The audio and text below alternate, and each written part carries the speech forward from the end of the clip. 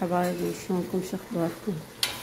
يوم جديد بداي سمك دا اسوي كبسة سمك.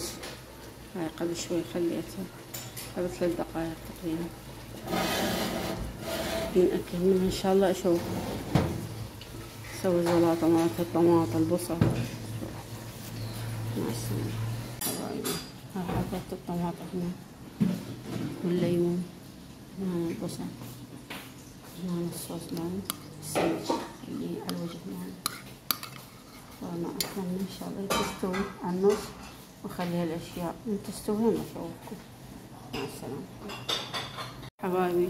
سباقي لها شوية تكمل ورا ما حطيت عليها الطماطم والبصل والليمون والصوص مالها المعجون البهارات والملح والليمون دوزي الحبشكلات مالها. كملها ان شاء الله وارجع لكم.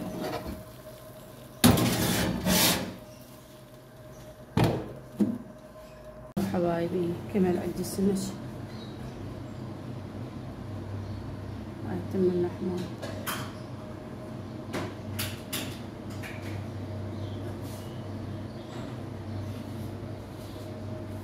سهلكم العافية. لا تنسون الاشتراك واللايك والتعليق حلو مثلكم.